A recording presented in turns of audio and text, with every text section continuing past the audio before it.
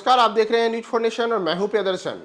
लोकसभा चुनाव के साथ ही बिहार में 40 की 40 लोकसभा सीटों पर एनडीए को कड़ी चुनौती देने के लिए महागठबंधन ने अपनी कमर कस ली है और इसमें राष्ट्रीय जनता दल सुप्रीमो लालू यादव जातीय समीकरणों को साधते हुए टिकट बंटवारे में एनडीए के लिए एक बड़ी चुनौती भी पेश कर रहे हैं। दरअसल हम जातीय समीकरणों को साधने की बातें इसलिए कर रहे हैं क्योंकि अगर आप लालू यादव के सियासी करियर को देखिएगा तो वर्ष 1990 से लगातार अपने एमवाई समीकरण के मजबूत वोट बैंक के सहारे चाहे लोकसभा के चुनाव हो या फिर बिहार में होने वाले विधानसभाओं के चुनाव, उन तमाम चुनावों में लालू यादव की पार्टी ने लगातार अपने बेहतरीन प्रदर्शन को अलग अलग समय में दोहराया है और अलग अलग समय में उनके लिए अलग अलग चुनाव परिणाम भी रहा है। तो ऐसे में इस बार के लोकसभा चुनाव के दौरान भी लालू यादव ने अपने एमवाई समीकरण को लेकर बड़ा दांव खेला है। जी हां, लालू यादव की पार्टी राष्ट्रीय जनता दल इस बार बिहार में जिन 23 लोकसभा की सीटों पर चुनाव लड़ने जा रही है,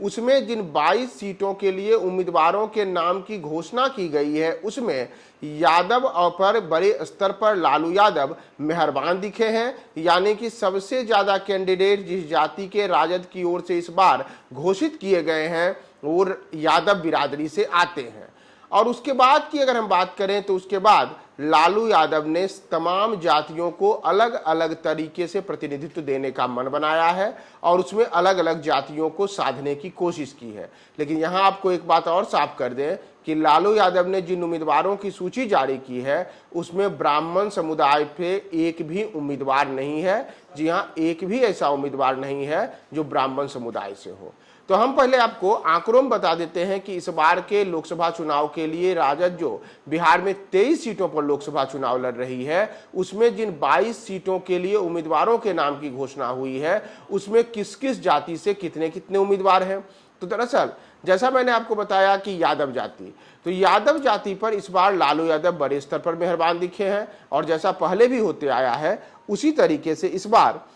लालू यादव की पार्टी राष्ट्रीय जनता दल से 8 ऐसे उम्मीदवार हैं जो अकेले यादव बिरादरी से आते हैं। वहीं यादव बिरादरी जिस पिछड़ा वर्ग के अंतर्गत आता है, अगर उसकी आप बात करेंगे तो इस बार पिछड़ा वर्ग के कुल 12 उम्मीदवार हैं, जिसमें 8 यादव बिरादरी से आते हैं, 3 कुशवाहा बिरादरी से आते हैं, जबकि 1 वैश्य समुदाय से आने वाले उम्मीदवार हैं। और इसके बाद लालू यादव की पार्टी राजद ने ईबीसी को लेकर के भी बड़ा अच्छा गेम खेला है और 3 ऐसे उम्मीदवार हैं जो ईबीसी की 3 अलग अलग जातियां यानी कि धानुक, गंगोत और चौपाल जाति से आती हैं। तो तीनों जातियों से एक एक उम्मीदवार को इस बार राजद ने लोकसभा चुनाव में अपना प्रत्याशी घोषित किया है। वहीं अगर हम बात करें तो दलितों की, तो दलितों को लेकर के राजद ने इस बार बड़े स्तर पर अपना दिल खोला है और 3 ऐसे उम्मीदवार हैं जो दलित जाति से आते हैं, जिसमें 2 तो रविदास समुदाय से आते हैं जबकि 1 पासवान बिरादरी से आते हैं। वहीं अगर हम बात करें सवर्णों की, यानी कि जो उच्च वर्ग तथाकथित रूप से कहा जाता है, तो सवर्णों के रूप में इस बार 2 सवर्णों पर राजद ने अपना दांव खेला है, जिसमें 1 भूमिहार जाति से आते हैं जबकि दूसरे राजपूत बिरादरी से आते हैं। यहाँ यह ध्यान रखने की बात है कि सवर्ण जाति में जो अन्य प्रमुख जातियों में ब्राह्मणों को लेकर के अक्सर ही सियासी दल अपना अलग अलग गेम सेट करते हैं, उसमें एक भी ब्राह्मण को लालू यादव की पार्टी ने टिकट नहीं दिया है और ना ही किसी लाला को इस बार के चुनाव में टिकट मिला है। इतना ही नहीं, अगर हम बात करें राजद के कोर वोट बैंक में प्रमुख माने जाने वाले मुसलमानों को लेकर, तो इस बार राजद ने इसमें एक तरीके से कंजूसी दिखाई है और अब तक केवल 2 उम्मीदवार ही मुसलमान बिरादरी से घोषित किए गए हैं। यानी कि राष्ट्रीय जनता दल जिन 23 लोकसभा की सीटों पर बिहार में चुनाव लड़ रहा है और उसमें जिन 22 सीटों के लिए उम्मीदवार की घोषणा कर दी गई है, उसमें अब तक जो जातीय समीकरण है उस जातीय समीकरण में पिछड़ा वर्ग से 12,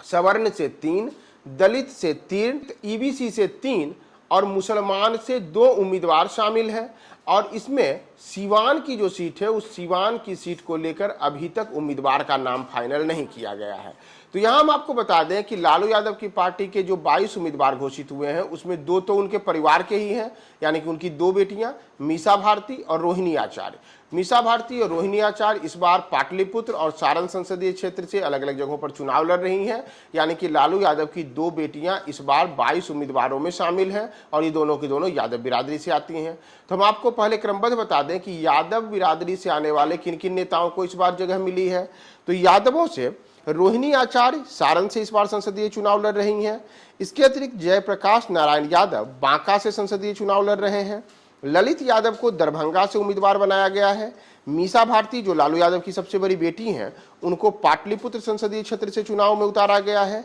जबकि सुरेंद्र प्रसाद यादव जहानाबाद से इस बार राजद के प्रत्याशी हैं। दीपक यादव जो पिछले दिनों ही राजद में शामिल हुए थे, उनको वाल्मीकि नगर संसदीय क्षेत्र से चुनाव में उतारा गया है, जबकि मधेपुरा जो पिछले लंबे अरसे से यादवों के प्रतिनिधित्व का सीट के रूप में बन चुका है, वहां प्रोफेसर कुमार चंद्रदीप यादव को इस बार राजद ने अपना उम्मीदवार बनाया है। वहीं सीतामढ़ी की सीट पर अर्जुन राय उम्मीदवार हैं जो यादव बिरादरी से आते हैं। तो ये 8 सीटें जहां की इस बार राजद ने अपने यादवों उम्मीदवारों को उतारा है, उसमें सारण, बांका, दरभंगा, पाटलिपुत्र, जहानाबाद, वाल्मीकि नगर, मधेपुरा और सीतामढ़ी की सीट शामिल है। इसके अतिरिक्त अगर हम बात करें दलितों को लेकर के, तो दलितों के लिए इस बार जिन 3 सीटों पर उम्मीदवार घोषित किए गए हैं, उसमें गया सीट से राजद उम्मीदवार हैं कुमार सर्वजीत जो कि पासवान जाति से आते हैं।